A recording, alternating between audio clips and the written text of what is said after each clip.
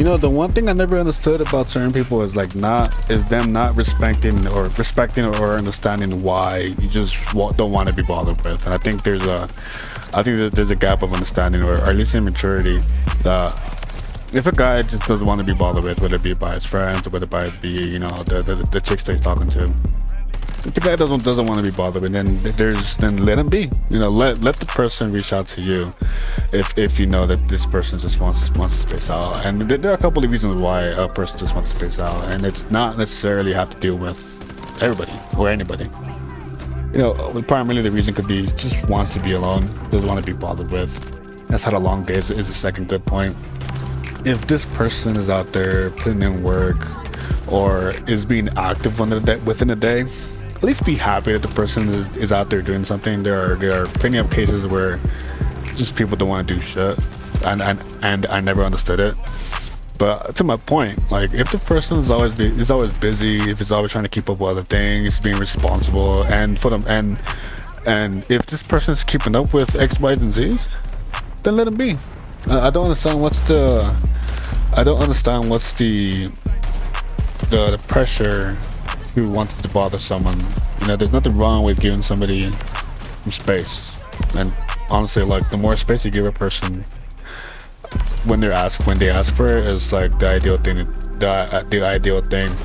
But I'm talking about guys, right? I'm not sure about females just yet. There's different kind of species when it comes to trying to figure anything out, really.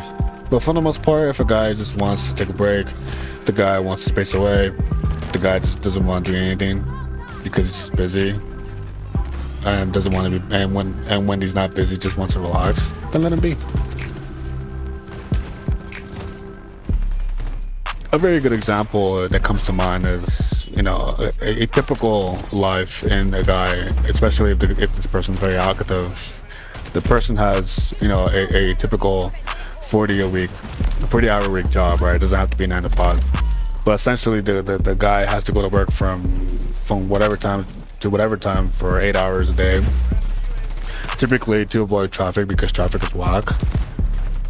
The person wants to go to the local gym, and that's already like minimum 2 hours on top of the 8 the person's already using up. And this is assuming the person wants to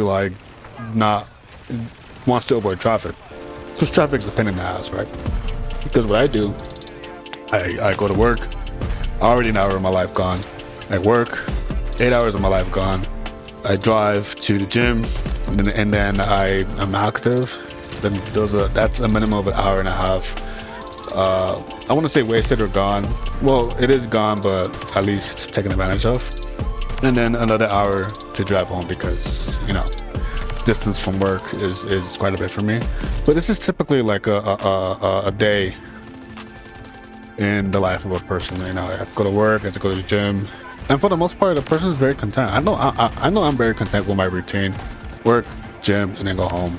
And there are obviously other things that I need to do, like school or personal projects that I'm doing on the side. A part of it is making random videos on YouTube.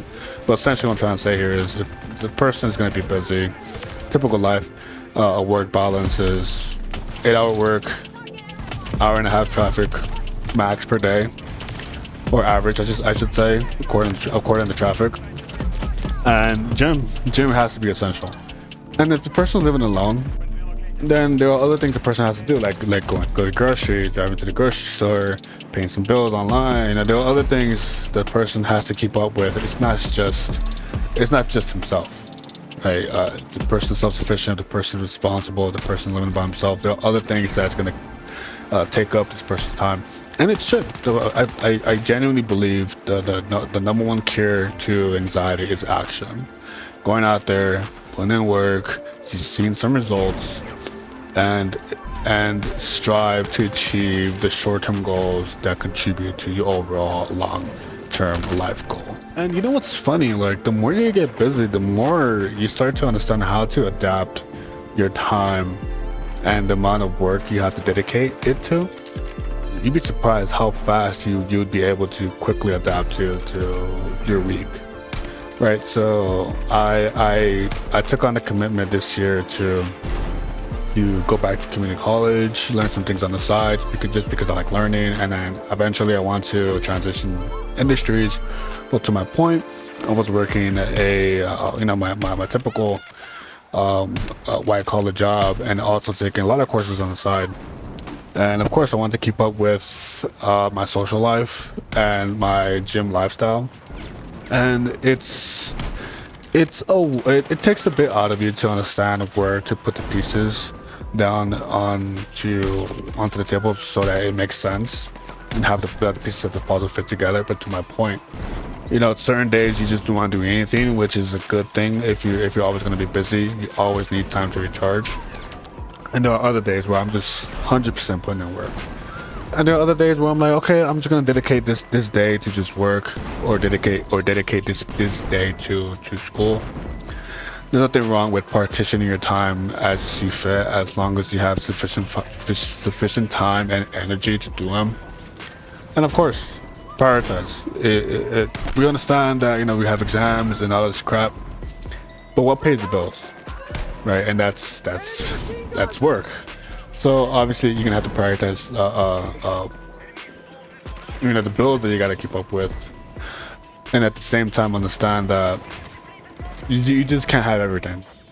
The one thing that I just learned, that I've learned, not just the one thing I've learned since teenager, is we just can't have everything.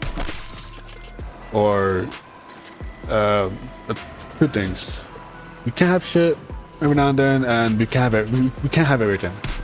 So if you want somebody, for example, as a partner who's smart and pretty, that's not a combination that's common out there. So you can't have everything.